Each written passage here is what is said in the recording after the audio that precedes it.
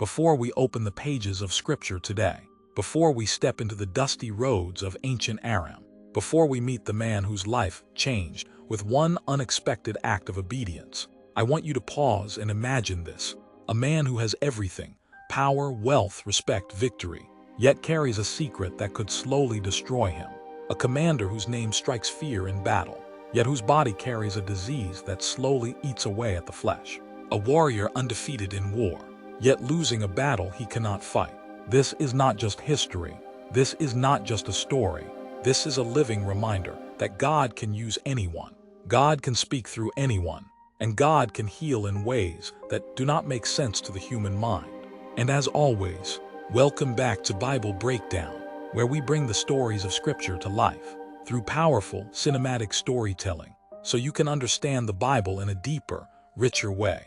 Today, we journey into the powerful story of Naaman, a man whose pride almost cost him the miracle God prepared. Sit back, take a deep breath, and let the story unfold. 1. Naaman's greatness and secret. The sun rises over the kingdom of Aram. Warriors move through the camp, swords sharpening, orders being shouted. And in the center of it all stands one man, tall, strong, undefeated. Naaman, the supreme commander of the Syrian army. The Bible says he was highly regarded, a man through whom the Lord had given victory to Aram. But behind the armor, behind the medals, beneath the layers of cloth and metal, Naaman carried a secret, a sickness, a silent terror, a mark that grew slowly, painfully, unstoppably. Leprosy. It didn't matter how many wars he won. It didn't matter how respected he was. Naaman could not command leprosy to leave. He could not fight it with strategy or steel. In one area of life he was powerful, in another utterly helpless. 2. The captive girl with a key. In Naaman's household lived a young girl, a captive taken from Israel. She had no title, no rank, no power, yet she carried something Naaman desperately needed: knowledge of the living God. One day she said to Naaman's wife, "If only my master would go see the prophet in Samaria, he would heal him of his leprosy." This tiny sentence lit a spark in Naaman's heart, a general taking advice from a slave girl, a warrior depending on the words of a child. But desperation makes room for humility, and Naaman listened. 3. The journey to Israel. Naaman went straight to his king. Letters were written, gold and silver prepared, and soldiers escorted him to Israel. This was not a quiet visit. It was a grand, dramatic journey. A foreign commander arriving with treasure chests and royal documents requesting a miracle. When the king of Israel read the letter, he tore his clothes in fear. "Am I God? Can I kill and bring back to life? Why is this man asking me to heal leprosy?" But somewhere nearby, the prophet Elisha heard the commotion. He sent a message saying, "Send him to me. He will know that there is a prophet of God in Israel." 4. Pride meets the prophet. Naaman's horses and chariots thundered toward Elisha's house. Dust rose, soldiers stood at attention. Naaman waited for the prophet to come out, with honor, respect, and ceremony. But Elisha didn't even step outside.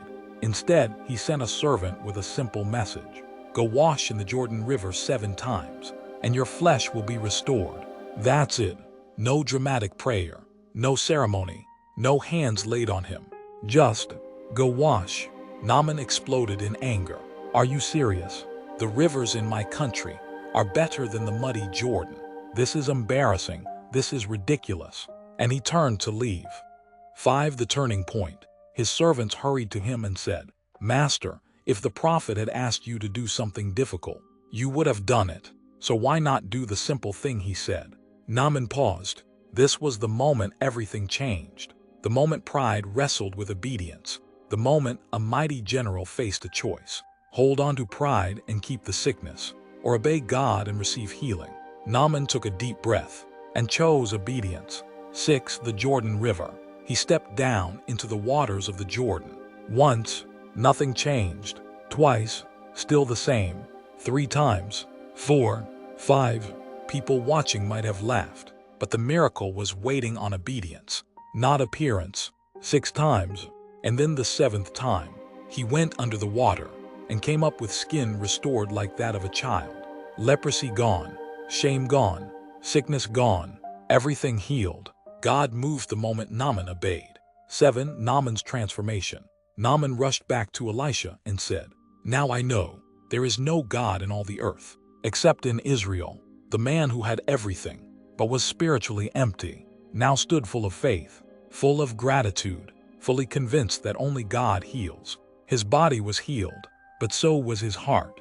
Naaman's story teaches us that your title cannot heal you, your success cannot save you, your pride can block your miracle.